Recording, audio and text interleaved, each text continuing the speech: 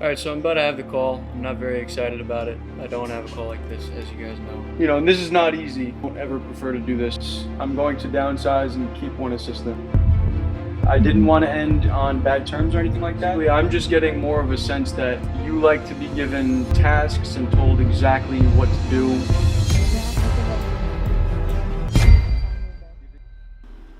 How to fire someone the right way.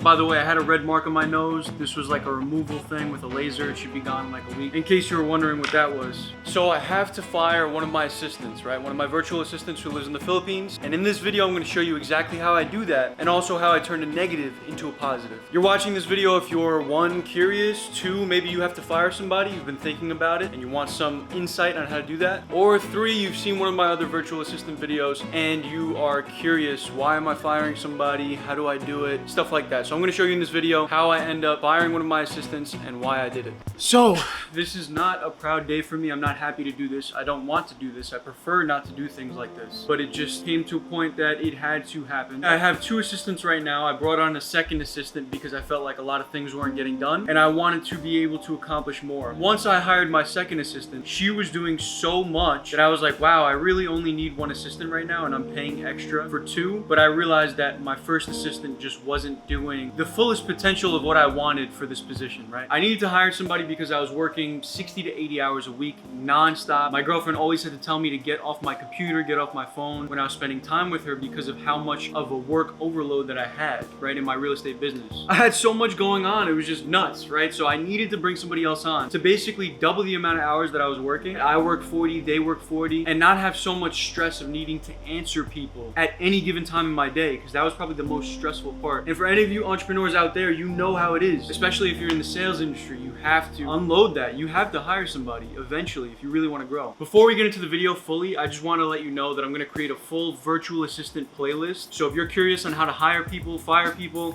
exactly what my process was, different scenarios you might need to hire an assistant, and all those details, definitely watch that playlist. And comment below any questions you might have so I can make other videos in the future that might answer your questions. My main goal bringing somebody on was to be able to close more rental deals while I focus on sales. Rental deals are pretty quick transactions, non-stop. We get lots of inquiries. We get anywhere from 100 to 200 inquiries per week. And of those 100 to 200, if we can close 1 to 2 of those, we're looking really good. And that's why follow-ups are so important. We had a system that made it really easy to follow up with people and trash the people that were not going to work out and just focus on the ones that were most likely going to work out. The type of tasks I gave to her, emails, follow-ups, lead management, appointment setting, doing price analysis for sales and stuff like that, and a whole bunch of other tasks, right? A bunch of little things. The main thing was client management and trying to close deals. The pay structure was $3 an hour plus bonuses. Very, very generous bonuses that basically brought the pay up to like $6 to like $8 an hour. So think of it as kind of like a salary plus bonuses or plus commission type deal. It was like a sales job almost. So those were the tasks. That's why I brought somebody on. Let me tell you why I decided to fire her. Main reason, in a nutshell, is because I find that she's not very self-motivated, right? When you're doing any type of job that's like somewhat sales, right? Even if it's with the salary plus the bonuses, you need to be pretty self-motivated. And I noticed that she's more of the type of person that just wants to come in, clock in, do her work, and just clock out. And that's fine, right? But that's not the only reason. Also, she started taking more days off. And this is the funniest part. Before I hired her, I heard from one of my friends that people in the Philippines apparently have crazy excuses for needing to take days off. And this is the first time I was hearing of this. And I was like, nah, she's good. This is gonna be fine. Everything's working out so far. And he was like, yeah, just be careful. But it started to happen. And then on top of that, there were emails that were being left unread. There were certain like things that just were not getting finished. Don't get me wrong. She's great. She was very diligent. She would pick up on a lot of things that I never would have picked up on. She brought new ideas to my business. Like, she can definitely be a killer in this type of business. My thoughts on it is that she's just not motivated, self-motivated to be able to perform more in a business that's kind of like commission-based. And maybe that's partially my fault. I didn't want to hire somebody for $6 an hour and risk getting work underperformed. I would have rather had somebody for $3 an hour with generous bonuses that could bring you up to like $10 an hour on average. This way, there's never a time that I feel like I'm overpaying. You get it? And my other assistant is completely embodying this and working way more and is motivated by the bonuses. So that's when I came to the realization that it's not me, you know, there's there's somebody that can fill this position. It's just that this assistant is not motivated in that way. So I have a call with her at 4 o'clock. I'm going to show you a little bit of that call. So you're going to be able to see firsthand what it's like to have to fire somebody. But wait until the end because there's a twist. I've been able to turn this negative into a positive. And if you're ever having to fire somebody, I think that this is the best way to do it, if it makes sense to do it this way. And you'll know what I'm talking about. Alright, so I'm about to have the call. I'm not very excited about it. I don't want to have a call like this, as you guys know. I'm recording this just for your guys' education and stuff. But we're about to start the call right now. And you guys will see how it goes.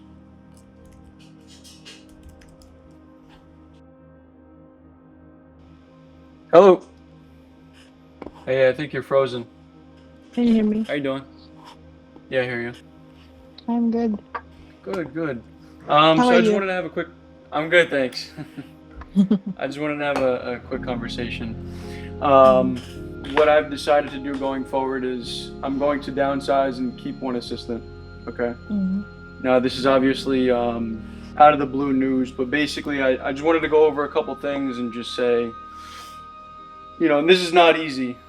I don't ever prefer to do this. I know that on our last call, I even said that I don't want to have to fire anybody or let anybody go, but I have good news and I have bad news. Basically, I'm just getting more of a sense that you like to be given tasks and told exactly what to do, and that's what keeps you motivated, having new tasks, right? You're really good at banging out tasks, doing them back to back, and getting all the work that you need to get done. More so in particular, you just like to know exactly what it is you're needing to get done, right? Would you agree? Yes. Okay. So I'd say that here on Hubstaff, on average, it's when you work, it's typically anywhere from 20 to 35%. You know, going through, I would see this a lot. This was a long period of time that there was very low activity. And then this was the day that I wanted certain follow-ups to get done, and there weren't many follow-ups done. And I know that you're juggling a lot of things, so I don't necessarily blame you, especially because you're getting paid a set amount per hour plus bonuses. And I think that you would do better if you were paid a higher salary and were just given very specific tasks. Would you agree? So before having this call with you, I went on Workplace, which is like Facebook for Compass. I said that I have an assistant that wants to get paid, you know, X amount for an hourly wage. And there were a lot of people that commented and were actually looking for virtual assistants. So I actually found somebody, and this isn't 100% guaranteed. As far as I know, they 100% want to hire you, but anything can change. And if anything were to change with this person, there were like 4 other people interested. How does that sound? Yeah, I think I'm good with that. I'm fine with that. Do you think you would like that? Yeah. If I'm Okay. gonna do the same tasks. I mean, I'm gonna use the same tools. Sounds good. It's everything you've already learned. And I want to let you know, I mean, I think that you were very, very good with managing clients. You introduced a lot of new things to my business. Overall, it was a good experience. I think that you will excel in other positions, and I'm very happy to have worked with you. And I think that this other person, I think you guys will do very well together. Yeah, so you'll be in good hands. And if you ever had any questions for me, just reach out. I'm glad we were able to hop on this call. I'm glad everything has been cordial. I'm Thank glad you that so we worked much together for again. the opportunity, Joseph. I've learned a Absolutely. lot too. Yes, thank you so much. And If you ever absolutely. need my help, Okay. you can contact me anytime. All right, thank you so much. Okay, thank you. All right, bye.